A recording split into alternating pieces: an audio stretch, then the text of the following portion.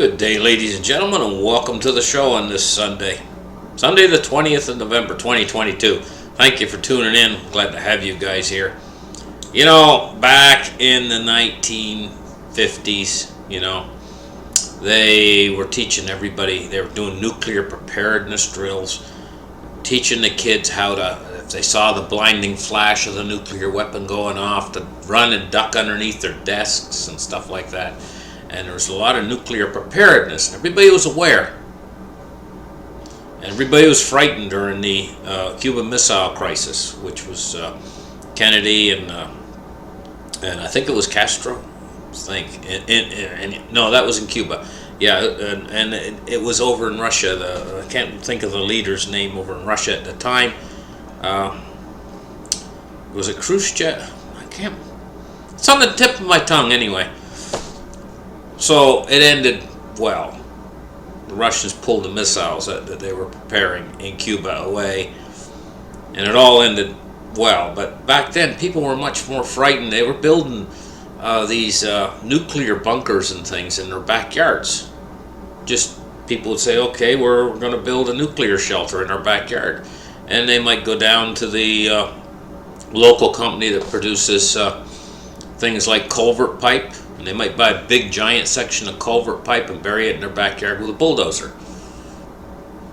Or some sort of a steel container, or they might make their own out of bricks and block and bury it in their backyard. And scattered across America, there's these small nuclear fallout shelters that are still there in some people's backyards. Maybe they're just using it as a place to store vegetables or something, or maybe they've buried it over years ago and forgot about it. But we were much more prepared back in those days than we are today. Today, nobody even gives it a second thought. But the nuclear danger right now is actually higher than it ever was before. And there's something new, what we're going to discuss in this article, or what we're going to discuss today. It's called a hemp attack. And no, when I say hemp, I'm not talking about the stuff you grow, the hemp you grow. I'm talking about something else, a high energy, I think it is, magnetic pulse or whatever. It's an electromagnetic pulse, high altitude maybe, electromagnetic pulse, high altitude electromagnetic. I think that's what it stands for anyway, hemp. Where they can spread this out over a wide area. These are nuclear weapons that are specifically designed to deliver an electromagnetic pulse and knock out electronic equipment.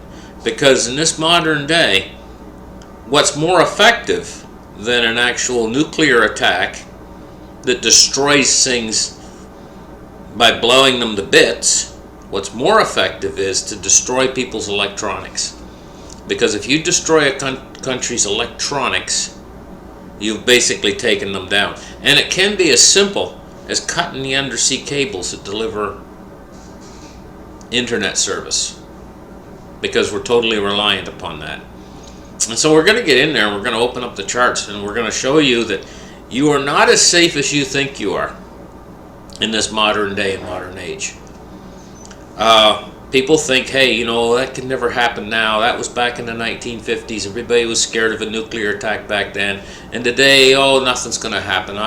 They say, I know Putin was threatening or whatever, but that's just all part of the theatrics of war. And I'm not worried.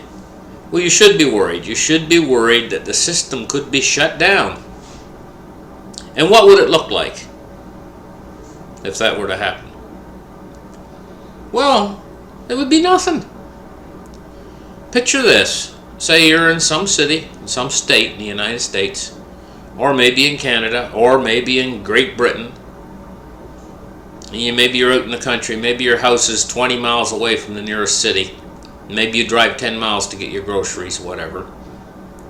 So you're laying in bed at night, and you're sleeping, and the attack occurs. So you continue sleeping the rest of the night, and you wake up the next morning. And you notice that your lights aren't on in your house. And you think, oh, well, the power company must have had some sort of an emergency last night. I'll just give them a call and find out when the power will be restored. So you go over to your phone. pick up your phone, and you notice that you can't get a signal, a cellular signal out. You can't call, and you see something on your phone that says emergency use only, or whatever. You got no cell signal. So you check out the internet on your cell phone. Nothing. You go over and you try to pull it. Maybe you got a power generator. Maybe you go out in the yard and you turn it on. You try to turn on your internet. Nothing. Nothing's functioning. So you go out and you get in your new car to drive down the road, and nothing works. So everything is like that. Your world is like, it's all here. Everything looks fine. Everything's quiet. Everything's peaceful. Nothing's going on. But nothing works. You're like, what the heck? So you think that you're going to be able to get something done. You think you're going to be able to find out what's going on. You think you're going to be able to get news from the local power station, or maybe drive into town and get news, and you think you're going to be able to find out what's going on. You're not able to.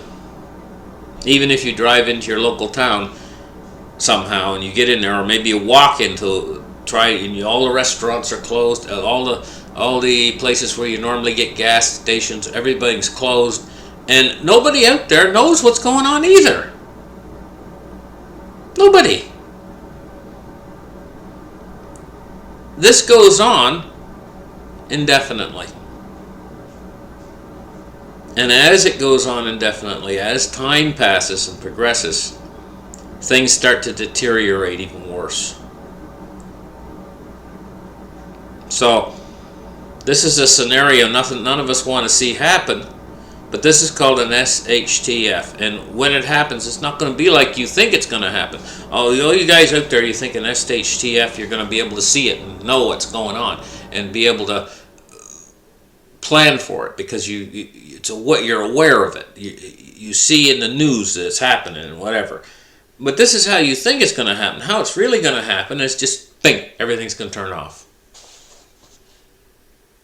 How do you know when you're in an SHTF? Just everything's just going to turn off.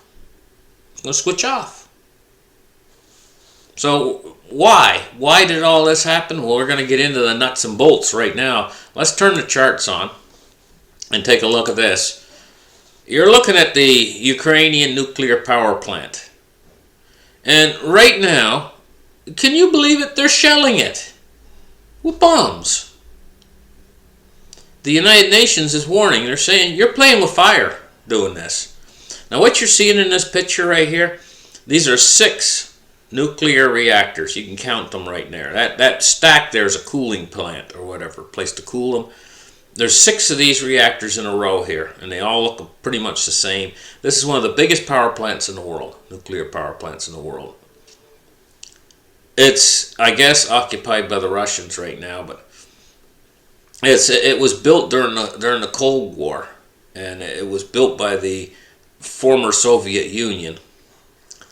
What you're looking at it from the town of Nikopol, amid the Russian attacks on Ukraine. And this is in the middle of a war zone, for crying out loud. And so is Chernobyl.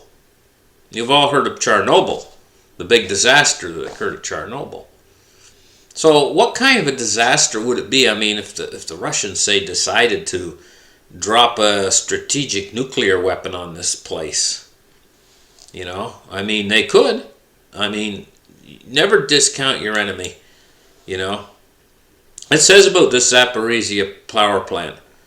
It says the Zaporizhia nuclear power plant station in southeastern Ukraine is the largest nuclear power plant in Europe and among the 10 largest in the world. It was built by the former Soviet Union in the city of Energodar on the southern shore of the Kakhanova Reservoir. I just love their names. They're so easy to pronounce. Oh, hard. Actually, they're hard to pronounce. What would happen if a nuclear warhead hit a nuclear power plant? Oh, what a lovely scenario that would be. And of course, I'm being sarcastic, but they go into stress here and here. They say that the reactor cores and the containment buildings are very, very strong. It says nuclear facilities are very tough to damage. with a large hammer. You can take them offline, but to breach the containment building, you won't likely breach the reactor itself. You need a megaton-sized weapon to do that. And megaton weapons are no longer found in the United States and Russian strategic weaponry. But here's the thing, guys, is yeah, they don't have the megaton-sized weapons for the most part anymore. Russia still does have some. But the thing is I truly believe that it depends on the centering of the explosion itself, the fireball, whether it would breach the containment building. But that's not the real danger. Myself, I wouldn't want to see a, say, 300 kiloton thermonuclear weapon blow up right at the containment building of a nuclear power plant. I wouldn't want to see that happen, because even though they say it would take a megaton weapon, don't bet on it. That's all I can say. And the thing about it is it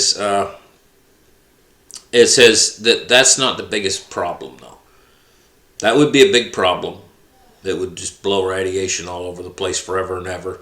But what's even worse is the spent fuel rod containment pools and stuff like that. They got these fuel rod containment areas. I should read to you a little bit about this, but it's absolutely horrendous, the amount of radiation that could be released with the spent fuel rods. And they're not in these containment buildings. They got them in these...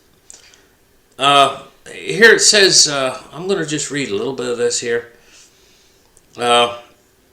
Starting with, it says, there are, however, two situations that make nuclear power facilities a huge nightmare. This is why targeting in a time of war is a violation of the Geneva Convention. Well, I mean, let's face it, the Geneva Convention has been violated so many times in the last year that it's unimaginable. So don't say that they won't do it because of the Geneva Convention, and it's a violation of the Geneva Convention. They'll do anything in war, anything they want. It says, this is why Russia and the United States maintain an informal agreement never to target nuclear power facilities in time of war. The obvious issue that you don't need to destroy a facility, just damage it severely and you'll likely cause a meltdown. Now, that's why I point out what they're doing right now, what the United Nations have said. They said that they're shelling a place, and they said you're playing with fire because it's a nuclear power plant. They're shelling it right now. So these are violations right off the get-go. So we see this article, so it must be a little bit older, when they thought that it would never happen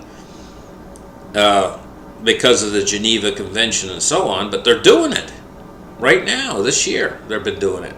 They've been violating the Geneva Convention. So let's read on here. It says, targeting in such a time of war is a violation of the Geneva Convention and the LOAC.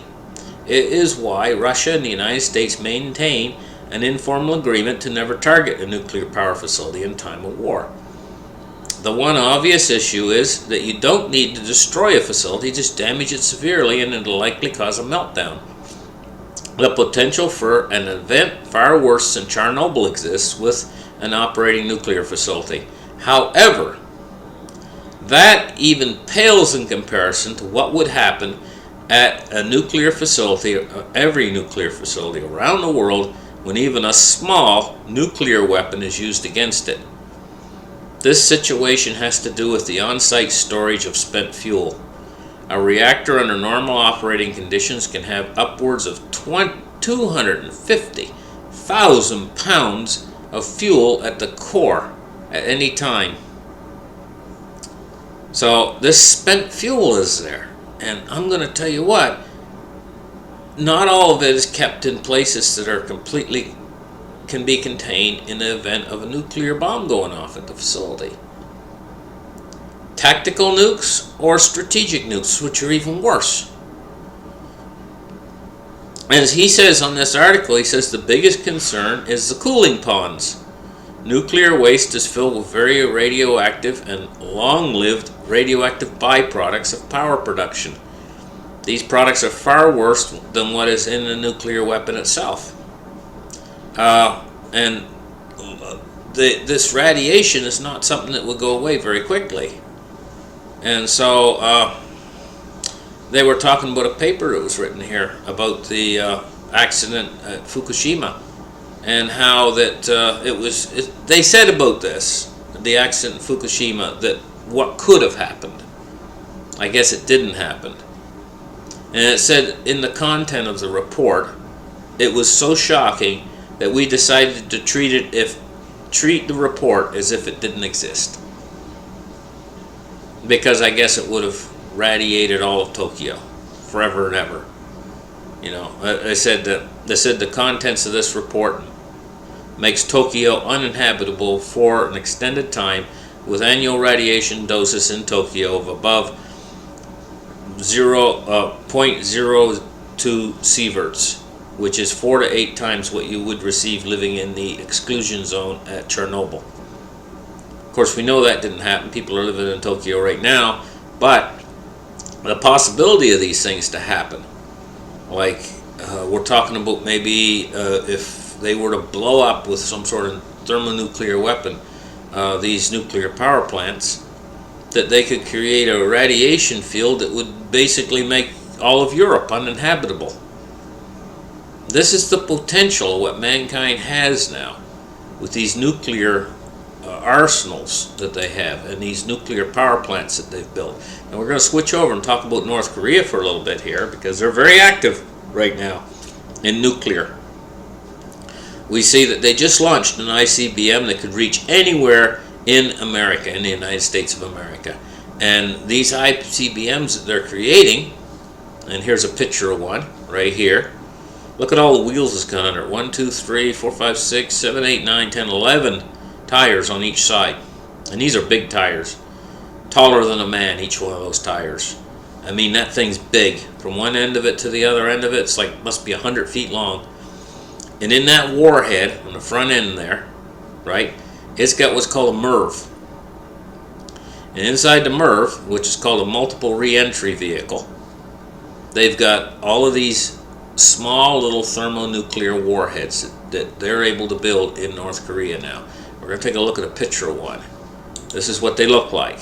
And that thing that Kim Jong-un was pointing at, right there, is a thermonuclear warhead capable of blowing a whole city up. Now you notice it's not very big, and they can fit a cluster of them, probably about 6 of them, inside one of these bad boys right here. And when it comes back into the Earth's atmosphere, all 6 of those go off in different directions to blow up 6 different cities. Now, how many of them have they been producing over the last number of years, since I first done shows about this, going back maybe 4 or 5 years ago?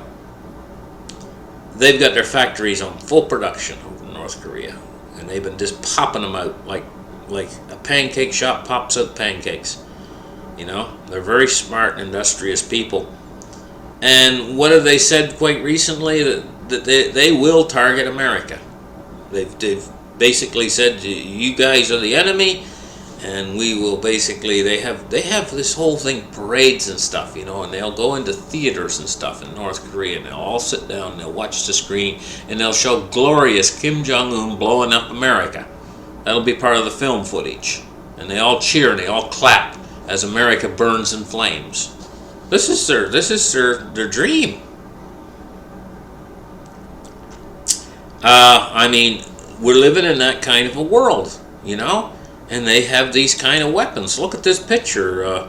Kim Jong-un with his dark sunglasses on. He looks pretty spiffy there, walking in front of one of these big, enormous machines. You know, and his 2 generals standing next to him. Look at the size of that machine. But that's a machine of devastating consequences if it's launched. And they can take that and hide it in the woods, pull it onto the highway, drive it down the highway, and it's hard to locate because it's mobile. And that rocket can be propped up in like 5 minutes and launched and go anywhere halfway around the world and blow everything to bits. And if you think those weapons are bad, China's got just as bad of weapons, if not even worse, and Russia has potentially weapons. Oh my goodness, look at this. I was just going on here and I put specialized nuclear EMP into the Google search engine. And so I searched on this site. This is what came up right here. It says Russia's EMP threat. It says Russia has a super EMP weapon specialized for hemp attacks. And that's high aerial EMP attacks that can potentially generate 100,000 volts on the meters higher, greatly exceeding the blah blah blah. I don't know, it's some sort of an article in here talking about this, but it's incredible the power of these EMP weapons that Russia has, and they've got them. They're specialized. They're not. See, they say, okay, could Russia blow up one bomb and release an EMP to knock out all of America? And they say, well, no, there's not enough EMP energy comes off of a nuclear weapon to knock out all of America. That's because it's not a specialized weapon that's made specifically to produce an EMP wave that can go out for a much faster distance. So it's a specialized nuke, and that's what I was looking for when I put in specialized nuke or EMP. And it says, what is the range of an EMP wave caused by a nuclear? And they go on to talk about this, but this is a specialized EMP, so it is much more powerful, and this is what's called a hemp attack. And a hemp attack is, well, let's just take a look here, what we see. Russia EMP threat, and it talks about hemp. And Russian military, it causes hemp attacks, electronically categorized, whatever. It's this super EMP. See, it says Russia has. It says right in this article here. It says, I'm highlighting it for you. Russia has super EMP weapons specialized for hemp attack that can potentially generate 100,000 volts on the meter or higher, greatly exceeding the U.S. military hardening standards of 50,000 volts. So double that. It says, as a result of these hemp nuclear tests, the Soviet Union, today Russia probably knows a lot more about hemp effects than the United States. Right here. It says, as a result of its hemp nuclear tests, the Soviet Union, and today Russia probably knows a lot more about hemp effects than the United States. That's what it says right there. It says a super EMP is a first strike weapon. So what happens? Well, all you guys out there, you're picturing, okay, we're in an atomic attack. And you picture the mushroom clouds everywhere. No. No. The enemy might not want to destroy all the infrastructure. They don't have to anymore. All they have to do is knock out your electrical grid forever, amen. And it's gone. And so instead of you burning to death instantaneously in a mushroom cloud like you all picture, no, it won't happen that way at all. You'll just sleep right through the night and wake up the next morning, but everything's dead. Your electricity's off, your phones are dead, your car's dead, everything's dead, nothing works. Nothing works for today's technology. But what about the technology of 100 years ago? They wouldn't have even noticed. They would have got up in the morning, went out to work their plow, hitched their horse up to the plow, and go out there and plow the back 50. And would never notice the power was off because they didn't have power. They didn't have a car. Cars didn't exist yet. They had a horse. So they were set up. They were hardened against these kind of attacks. But not us today. So what would be the result of this kind of a hemp attack on the United States today? Well, first off, we're all reliant now. We don't go out and plow the back 50. We don't store our food away for winter anymore, like squirrels do. We're like the lazy grasshopper who just relies upon the squirrels. We go to the grocery store and we get everything. Well, what if you ain't going to get it anymore at the grocery store? What are you going to do then? Have you ever thought, what if this really did happen? How much food do I have put away? Maybe you've got a pantry full of food. What'll that pantry look like after a month? Bare. So what are you going to do then? There's gnawing hunger in your stomach, and you got your pantry, you've ate it all. You've ate the last can of beans. You got to put away enough so that you can last long enough so that you can get to the point where you're producing your own food, because you got to get toughened. What'll happen is when this first occurs, you'll start eating your pantry food. You're still soft, like everybody else out there, and that's what'll be. You'll all be soft. You got a little bit extra weight on you and everything else. That's fine. You're soft. But as this proceeds, and as the power doesn't come back, and as the grocery stores are empty, you're going to find yourself starting to forage in the woods and stuff, and you will find food. Even if you got to eat tree bark, you'll learn how to cut the bark. Believe me, my grandmother, she did just that. During the Great Depression, she had to go into the woods. Her father was sick. They got down to their last thing. Her mother passed out from hunger, fell on the floor into a heap because she hadn't eaten for like weeks. My grandmother was only like just a girl, but she had to learn how to forage, and she did. And she knew all her life how to forage. She used to look at the trees and she'd say, "That's the right kind of tree. I get my goodie." She called it her goodie. And she'd go over and scrape some off and stick it in her mouth and start chewing on it. She says, "This is the best chewing gum you can get." And she's teaching me how to forage when I was a kid. We've learned that. We've unlearned those skills we used to have. We might have to learn them again. So you got to have enough food to last you through the period where you're going to learn how to forage again. And by gosh, you're sure going to lose a lot of weight. By the time you get to the other side of this, and you're growing some tomatoes, and you got a little garden growing, and you're starting to forage and stuff, and maybe you're getting just enough food to survive at that point, and your old food supplies you had are running out. You've made it through. But if you haven't got enough food put away on this side to last you through the point where you're going to have that learning curve, then you'll starve to death. Because once the EMP happens, and once the system goes dead that's been supporting you all your life, and I mean, what about all these people out there who are so spoiled? If they can't get the right kind of hair dye, I mean, they're just like, "Oh, I can't get that." They're just not going to function that day. I got a bad hair day, and I can't function. They go in the room and pout. Or their friends made fun of them on TikTok or whatever. They're just like upset. And their Twitter isn't working or whatever. What are they going to do when everything turns off? When the world turns off? Because, I mean, this could be coming. Because they've learned. See? It says, what is a hemp attack right here? High altitude electromagnetic pulse is a near instantaneous electromagnetic energy field that is produced in the atmosphere by power and radiation of nuclear explosion, damaging to electronic equipment over a very wide area, depending on the power of a nuclear device and altitude of the burst. And you know, we're going to talk about one other thing here before I go. It says the United States has observed the Russian Navy preparing for a possible test of a nuclear-powered torpedo. Now, this is an underwater nuclear device. Here's a picture of it. This is a doomsday weapon, and they're getting ready to try it out, the Russians. It says the United States observed a Russian naval vessel preparing for a possible test of a nuclear-powered torpedo in recent weeks. Senior official with direct knowledge told CNN. This weapon is on the Belgorod-class nuclear cruise submarines, and this weapon is called the Poseidon, and I'll tell you a little bit about the weapon. Once they launch it, it can float across the bottom of the ocean for months and months and months. It just kind of floats across the bottom of the ocean slowly, just like casually down on the bottom of the ocean where nobody can see it.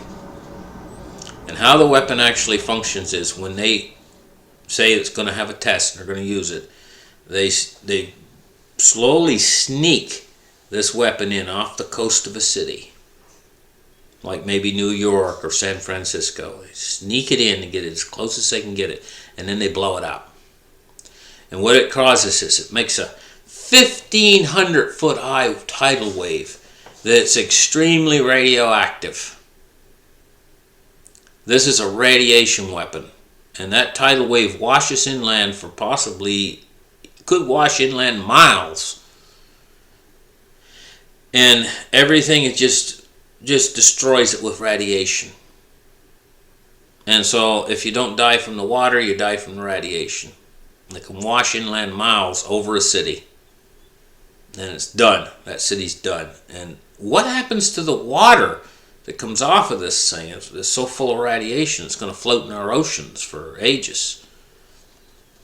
And it says here, CNN, it says the U.S. observed Russian naval vessels preparing for a possible test of this new nuclear-powered torpedo in recent weeks. A senior official with direct knowledge told CNN.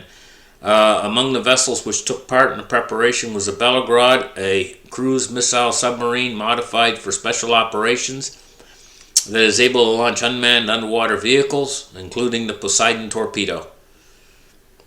In the last week, the vessels were observed leaving the testing area in the Arctic Sea and heading back to port without carrying out a test. The U.S. believes the Russians may have encountered technical difficulties, perhaps.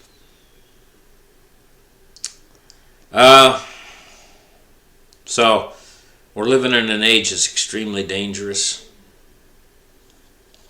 And it's time to prepare if you haven't prepared already. And if you've already prepared somewhat, it's time to increase your preparations. Because you could just wake up one morning and everything might not work.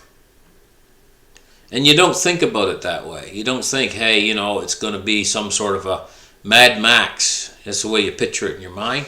No, it might be the most peaceful time of your life. You wake up in the morning and nothing's going on. Everything's quiet. Because there is no phones anymore. There is no lights anymore. And the stars at night are going to be much brighter because all the noise pollution will be gone. And but also what's going to be gone is your ability to get food. Because all the places you go, Costco, Walmart, everywhere, they're just going to be closed. And it's just going to be like turning off your food supply to you. And the only food you're going to have is what you have in stock for yourself. And your way of protecting that food for yourself, and keeping it for yourself. But it might be actually a very much more peaceful world than we have now. But a world that's going to be very hungry. Anyway, thank you guys for listening. Like and subscribe, and we'll catch you guys in the next show. Bye-bye.